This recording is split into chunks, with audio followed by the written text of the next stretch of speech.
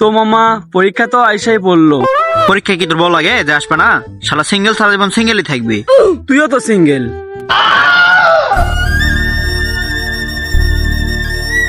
পরীক্ষা আইছে, এখন পরীক্ষা পাশ করবে কেমনি সেই চিন্তা কর। আমার তো কোনো প্যারাই নাই, নকল করব, পরীক্ষা দিব, জাস্ট চিল। হ মামা, এইটা কিন্তু তুই ঠিকই কইছস। তুই আমার ল্যার কইছস, এবার যাস নকল করতে। নকল তোর পুটকির মধ্যে ভরে দেবো নে। দে বিড়ি দে। বাল দে, নকল ঠেকাইবো কেডা? তোর বাপ। কারণ এবার পরীক্ষার গাড়ি থাকবে লিঙ্গ সারা সিংহরা। রিং ব্রিং ত্রিং সা, কাইল্লার গার্লফ্রেন্ড আমার হেদা। তোরা কোনো চিন্তাই করিস না, কারণ তোরা সব সমাধান পাবি এই আমার কাছে।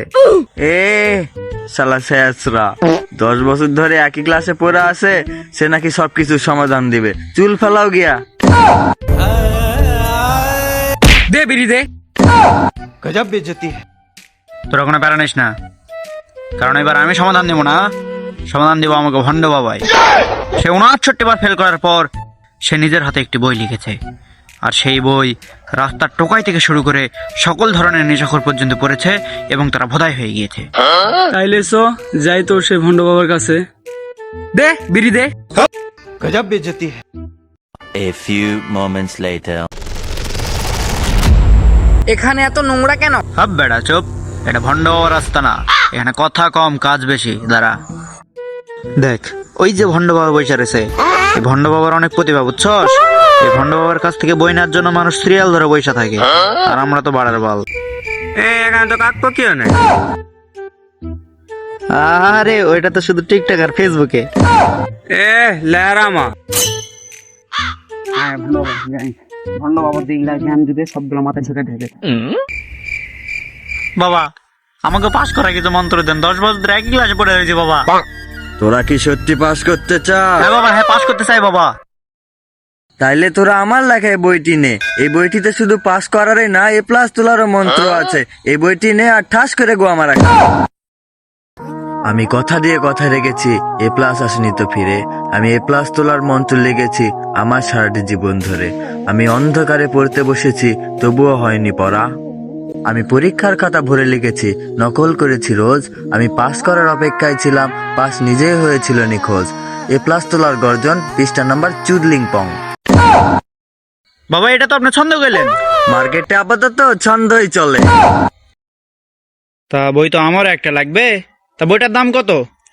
মাত্র 1000 টাকা। 1000 টাকা দিলে আর কিনুম? 1000 টাকা ফেলে দিলে আমি এমনি পাস। তাই এই বইয়ের বিশেষত্ব কি? এই বই আমি নিজের হাতে লিখেছি। দেখি।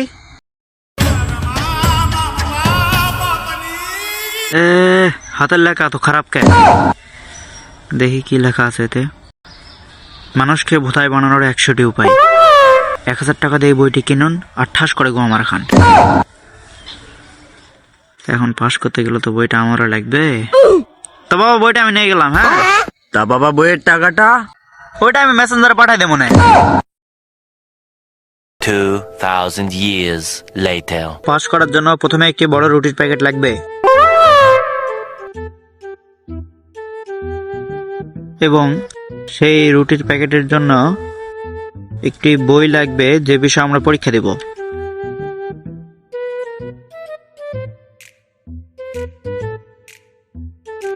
এবং একটু করে রুটি হাতে নিতে হবে এবং সেটি বইয়ের পৃষ্ঠায় ছাপ নিতে হবে এবং অপর সাইডেও ছাপ নিতে হবে। তারপর সেই রুটি খেতে হবে।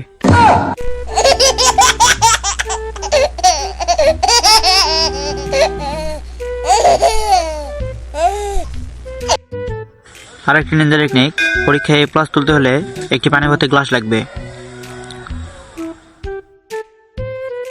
তারপর বইয়ের পৃষ্ঠা লাগবে সির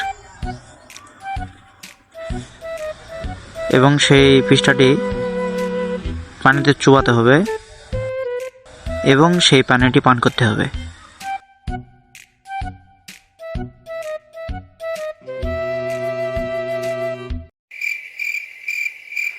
পরীক্ষাতে এবার আমরাই পাস করব। ইয়েস, আমরা ছাড়া কে?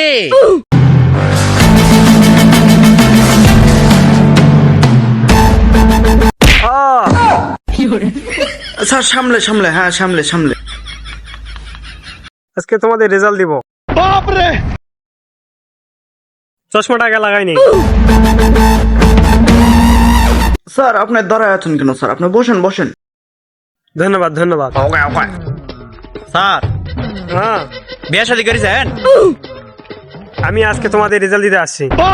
সরি স্যার, আপনি শোনান শোনান। স্যার এবার আমি A+ তুলবো স্যার, আমি জানি স্যার। হ্যাঁ আমি বলতেছি, শোনো শোনো। স্যার আমার নাম সাকিব কিন্তু, হ্যাঁ দেখেন দেখেন ভালো করে দেখেন।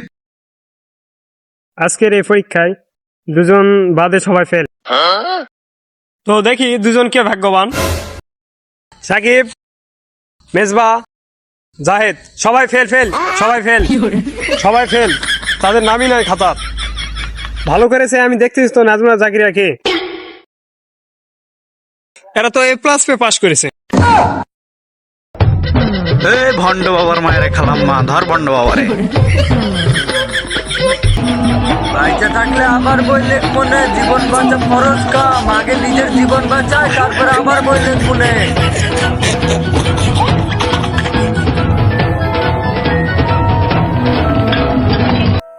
बेटे बेटे बेटा मौज कर दी, मौज कर दी वाह बेटे वाह। अरे वाह शेर।